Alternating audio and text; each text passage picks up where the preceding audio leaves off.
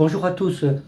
Merci de votre fidélité dans notre émission Étincelle. Nous sommes ravis que vous soyez toujours là pour nous écouter, pour vous faire du bien. Et nous nous faisons du bien en sachant que ben, on vous fait du bien. Voilà, c'est vraiment une grâce de pouvoir servir le Seigneur de cette façon-là. Le sujet d'aujourd'hui, c'est la vulnérabilité après la victoire. Ça peut paraître drôle. Souvent, nous entendons dans beaucoup de messages qui sont par ailleurs exacts, justes, que lorsque nous sommes rentrés dans la victoire, lorsque nous avons vaincu, lorsque Dieu a répondu à nos prières, lorsque nous nous sommes sortis de situations compliquées, où nous savons que Dieu est intervenu d'une façon carrément et totalement surnaturelle, on se sent fort, on se sent vigoureux, plein d'entrain, plein de joie pour continuer la marche.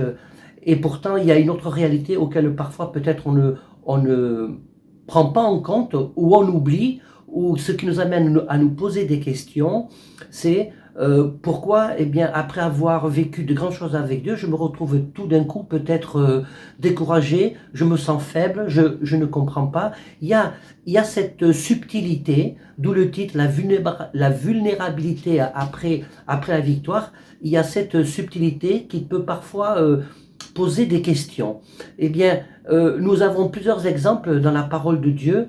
David, Élie et bien d'autres, ils ont vécu de grandes choses et pourtant, après avoir vécu de grandes victoires, après avoir eu eh bien, une grande tranche de leur vie où ils ont été vraiment dans le coup, où vraiment le Seigneur était avec eux, a agi à travers eux également, où ils étaient sensibles à la voix de Dieu, ils étaient dans le chemin de l'obéissance, et pourtant, eh bien, ils ont vécu des moments d'échec, des moments de doute, des moments de chute aussi. Pourquoi? Après avoir remporté de grandes victoires, après avoir eu une vie spirituellement assez faste, je dirais. Eh bien, je voudrais mettre l'accent là-dessus aujourd'hui. Je vais le traiter en deux parties.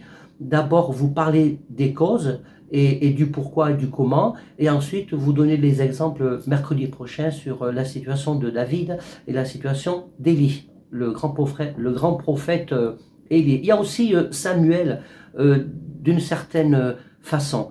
Euh, Vous connaissez tous ce verset Éphésiens 6,13, tenir ferme après avoir tout surmonté.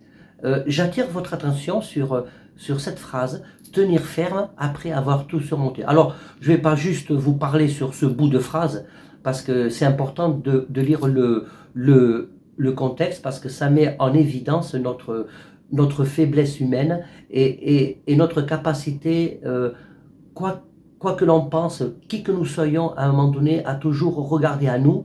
Et je crois que euh, l'épine principale qui nous est commune à chacun, c'est quand nous remportons des victoires, eh bien nous avons tendance à nous reposer sur nos victoires, à nous reposer sur nos connaissances, sans remettre en cause certaines choses dans notre vie, sans se questionner sur oui, j'ai remporté une victoire, oui, j'ai vécu de grandes choses, oui, le Seigneur s'est servi de moi d'une façon extraordinaire. Mais la question que je voudrais poser, est-ce que nous pensons à gérer émotionnellement, spirituellement, intellectuellement, des grandes choses que Dieu nous a fait vivre pour ensuite continuer la marche selon ce que le Seigneur attend de chacun de nous. Alors, je vais lire dans Éphésiens, chapitre 6, à partir du verset 10. Au reste, frères, fortifiez-vous dans le Seigneur par sa force toute puissante. Revêtez-vous de toutes les armes de Dieu afin de pouvoir tenir ferme contre les ruses du diable. De pouvoir tenir ferme contre les ruses du diable. Car nous n'avons pas à lutter contre la chair et le sang, mais contre les dominations, contre les autorités, contre les princes de ce monde de ténèbres, contre les esprits méchants dans les lieux célestes. C'est pourquoi prenez toutes les armes de Dieu afin de pouvoir résister dans le mauvais jour et tenir ferme après avoir tout surmonté. Vous voyez, ça c'est très intéressant. Ça veut dire qu'il ne s'agit pas de dire j'ai remporté des victoires, le Seigneur s'est servi de moi d'une façon incroyable, extraordinaire, mais il est nécessaire après de ne pas se reposer sur nos lauriers, de ne pas dire j'ai fait, j'ai eu fait. Donc si j'ai fait, j'ai eu fait, c'est que Dieu s'est servi de moi. Oui, mais Dieu ne veut pas se servir de toi uniquement pour ce que tu as fait dans le passé. Dieu veut se servir de toi, veut être avec toi, veut être partie prenante de toutes tes décisions. Euh, tout le temps. Même après avoir remporté une grande victoire, après avoir fait de grandes choses avec et de la part du Seigneur, il veut que tu puisses continuer. Et lorsque vous lisez bien à partir du verset 10 de Éphésiens 6, eh bien c'est comme un avertissement. Il faut vraiment le prendre comme un avertissement, parce que c'est pour ça que la parole de Dieu nous dit tenir ferme après avoir tout surmonté. Ça sous-entend, ça c'est une subtilité, vous voyez, ça sous-entend que après avoir tout surmonté, il faut continuer à rester ferme. C'est comme si Dieu nous disait, tu te crois fort, mais en fait, tu es faible, parce que le diable, il veut t'anéantir. Le diable, les puissances de ténèbres, comme nous l'avons lu à l'instant, ne se satisferont jamais de tes victoires. Ils n'ont pas peur de toi. Ils ont peur de Dieu, mais n'ont pas peur de toi. Et c'est la raison pour laquelle, eh bien, nous sommes enclins à avoir des luttes et des combats sans cesse et permanents.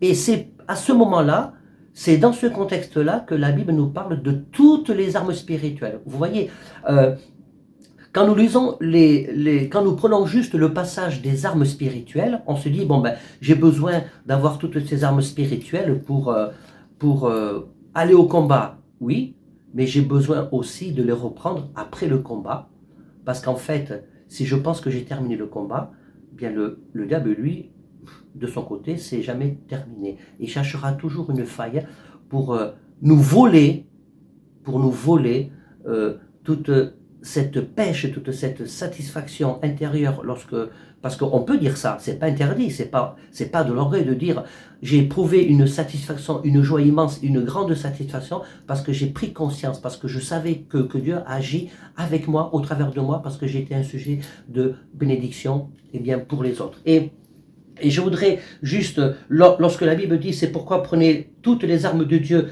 afin de pouvoir résister dans les mauvais jours et tenir ferme. Le mot tenir ferme, le mot ferme, c'est le mot hystémie. Et le mot hystémie, alors c'est une grande définition comme ça, c'est pour nous faire bien comprendre, ça veut dire ordonner de se tenir. Je m'ordonne de me tenir ferme.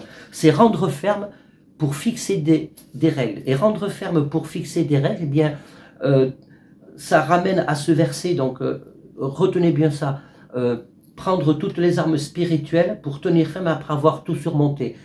Eh bien, je dois continuer à établir des règles en cohérence avec la parole de Dieu pour continuer à tenir ferme après avoir tout surmonté, parce que notre nature humaine, eh bien, inexorablement, nous emmène, nous pousse toujours au plongeon à revenir en arrière. Et ça veut dire aussi mettre ou placer sur une balance. C'est vraiment très riche. Autrement dit, c'est comme si je mets tous ces mots-là dans le mot tenir ferme, dans le mot ferme qui veut dire hystémie, eh bien je relis le verset, c'est pourquoi prenez toutes les armes de Dieu afin de pouvoir résister dans le mauvais jour et tenir ferme, pour que tu puisses, et tenir ferme donc, et que tu puisses ordonner, fais-toi violence pour ordonner de te tenir ferme, établis-toi des règles en obéissant à la parole de Dieu, ne te laisse pas bercer par tes succès passés, et mets sur la balance eh bien, encore tes faiblesses, mais mets sur la balance ce qui peut être une occasion de chute dans ta vie,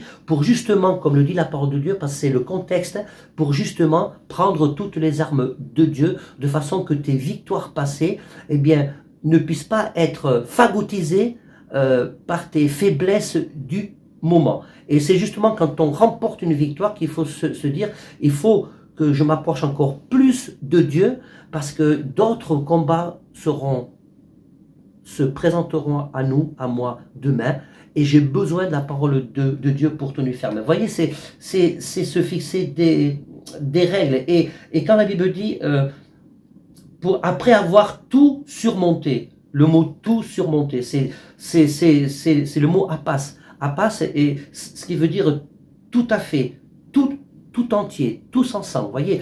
Donc, ça veut dire que dans le combat spirituel, eh bien, il y a des combats que nous pouvons mener, il y a des combats que nous pouvons mener en solitaire, ensemble. Eh bien, voilà, après, donc dans le mot tout, c'est tous ensemble. C'est moi tout seul, mais c'est avec les autres. Et comme l'Église fait partie et cette mention intégrale du corps de Christ, eh bien, ce verset que je viens de vous lire, après avoir tout surmonté, qu'il faut tenir ferme pour toutes les raisons que je viens de vous expliquer, eh bien, non seulement ça doit être une démarche personnelle, mais également, ça doit être une démarche collective. Voilà, pour pouvoir s'encourager. Frères et sœurs, il y a quelque chose d'important qu'il ne faut pas oublier, c'est notre humanité, je le dis souvent quand j'ai l'occasion dans certains de mes messages, et je ne dis pas ça pour dire, oh là là, fais attention, je suis faible, oh là là, je ne vais pas y arriver. Non, c'est juste une forme de pragmatisme, une forme de clairvoyance sur ce que nous sommes vraiment. Nous sommes des enfants de Dieu, nés de nouveau, remplis de l'Esprit de Dieu, mais nous sommes aussi humains. Et cette humanité, j'aime bien la mettre en avant dans la chercher, l'extirper dans la vie des grands hommes de Dieu qui ont marqué la parole de Dieu, que Dieu nous a laissé, que Dieu a porté à notre connaissance et que nous verrons mercredi prochain. Soyez bénis, soyez fortifiés. Je vous donne rendez-vous mercredi prochain et là, on va parler de David, d'Élie et de Samuel et vous verrez que ils sont eux aussi tombés dans le piège parce qu'ils n'ont pas su tenir ferme après avoir remporté des victoires. Soyez bénis et merci Seigneur pour cette parole qu'il nous a laissée, qui nous donne des balises, des bornes de repérage pour continuer la marche. À mercredi prochain et soyez bénis et merci de votre fidélité. À ciao.